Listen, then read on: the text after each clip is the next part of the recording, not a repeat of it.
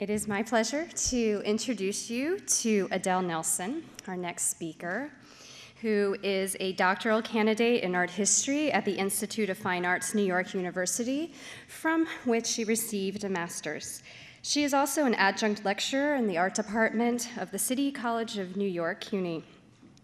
Adele's dissertation examines the emergence of artistic groups committed to abstraction in Brazil following World War II in connection with the early iterations of the Sao Paulo Biennial. Adele was a curatorial assistant in the Department of Painting and Sculpture at the Museum of Modern Art, New York, and an instructor in the Department of Art History at NYU. She has contributed to many exhibition catalogs, including Constructive Spirit, as well as The Geometry of Hope, and Joan Moreau, Painting and Anti-Painting, 1927 to 1937. And forthcoming later this year is her book of interviews with the artist Jack Lerner. The title of her talk today is Sensitive and Non-Discursive Things, Lygia Pape's Tessellari series, 1955 to 1959. Adele?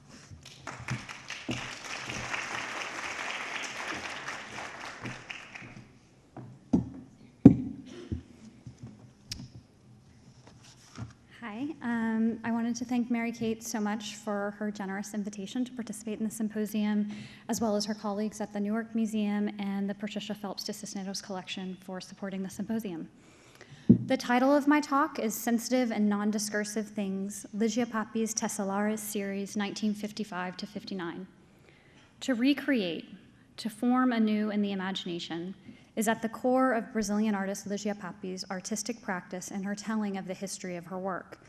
Like many experimental artists working in the decades following World War II, some of Pape's works were lost to neglect and others were conceived of as conceptual projects where the original object held little to no significance.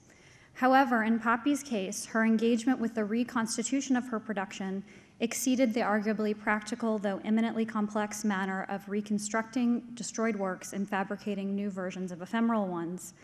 Pape actively reimagined her works throughout her career, often reorienting the interpretation of the works in sync with her voraciously evolving interests. The remarkable woodcut prints she produced in the 1950s, her first mature body of work, were no exception. In fact, they were the subject of repeated reinterpretations throughout her career, which speaks to the importance of this early body of work throughout the artist's life. Though she did in a few instances physically modify prints and their wood blocks for subsequent projects, I'm most interested here in examining Pape's intellectual work on the series, whereby in interviews, texts, and exhibitions, she subjected the prints to a succession of marked reimaginings that have often in an unacknowledged manner profoundly shaped our interpretation of the works. After a brief overview of the artist's revisions and the prints, I will examine three key instances in the 1950s, 70s, and 80s in which Pape proposed distinct interpretations of her woodcut production, and will demonstrate how she strategically recreated the woodcuts in order to make larger claims for the meaning of her production as a whole. Most prominent among her revisions is the titling of the woodcuts Tessellaris, weavings, almost 3 decades after their production. Previously, the works had been exhibited with more generic titles, namely woodcuts, compositions, and prints. Even though the prints were created as one continuous body of work, in the 1970s, Pape made a distinction within the production, arguing that the works on white grounds, as seen on the left from the early to mid-1950s, and those on black grounds from the late 50s, like the one seen on the right, were distinct, and she applied the title Tessellaris only to the later works.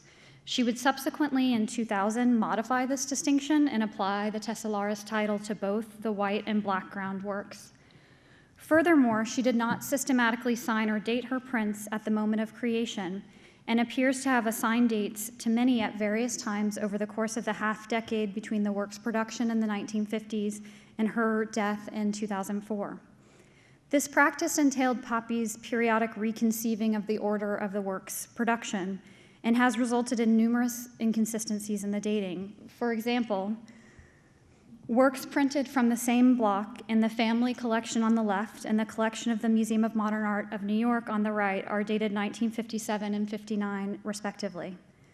These revisions only amplify the already intrinsic variability the artist allowed for in the works, wherein she exhibited editions of the same print with different mountings and orientations. So here's an example of a work from 1959 that in the first neo-concrete exhibition, which I'll talk about in a bit, in 1959 she exhibited it cropped to the edge of the composition, whereas a year later in 1960 she exhibited another edition of the same print with a window surrounding it. Similarly, she reoriented the work. So the work on the left is in the artist collection, and the work on the right is from the Patricia Phelps to Cisneros collection and is on view upstairs in the Constructive Spirit exhibition. Poppy's woodcuts established her artistic reputation as a prominent vanguard artist in the emergent and at times contentious art scenes in Rio de Janeiro and São Paulo following World War II. As the only printmaker working in the major geometric abstract styles of the 50s, Poppy's work attained a noted visibility, and her prints were frequently seen as representative of the aims of the different groups she participated in. Her woodcuts of the early 1950s often included figurative allusions, but by 1954, as a founding member of Grupo Frente, the Rio artistic group that included concrete, abstract, and figurative artists, she'd eliminated representational references and dedicated herself to a geometric idiom and a keen cultivation of the qualities of different wood grains. Critics described her black and white and colored prints variously as concrete, abstract, and moving towards bold universal forms. The works were understood to be representative of Grupo Frente's open identity, which valued creative freedom above all else, when they were exhibited at each of the group's 4 collective exhibitions, including its second exhibition in 1955. And I'm showing you here the cover of that exhibition catalog and the page that illustrates one of Poppy's works included in the show. Limiting herself to a palette of black ink and white and cream Japanese papers, she continued to produce woodcuts of increasing geometrical rigor and spatial complexity through the dissolution of Grupo Frente and a brief moment of collective exhibitions of Rio and São Paulo concrete artists in the mid to late 50s. Concrete art is a form of abstraction devoid of references to the natural world and focused on mathematical rhythms and relationships. A number of young Brazilian artists beginning in the early 50s embraced this style. Her works, composed of geometric patterns of uncontoured areas of parallel wood grain on white grounds, were considered to be emblematic of the style when they were exhibited at the National Exhibition of Concrete Art in São Paulo and Rio in 1956 to 57. And what I'm showing you here is what served as the de facto exhibition catalog for the National Exhibition of Concrete Art, the cover on the left, and on the right is the page that illustrates one of Poppy's works included in the show. In around 1957 to 58, she shifted away from creating line and form through assembling and juxtaposing surfaces composed of wood grains, and focused instead on cutting her line directly from the woodblock, composed entirely of peroba, a tropical wood with a porous, fine texture. These works, with their combination of precise lines rendered by hand and prominent but regular wood grain, were considered harbingers of a new artistic group Poppy helped to found in 1959, the Neo-Concrete Group, whose manifesto called for the utilization of geometric vocabulary towards expressive ends. For her contribution to the group's first exhibition in 1959, Poppy selected 20 woodcuts, including the frieze-like works whose geometric forms are rotationally symmetrical. So again, I'm showing you the cover of the exhibition catalog and the page that illustrated one of the works Poppy included in the exhibition.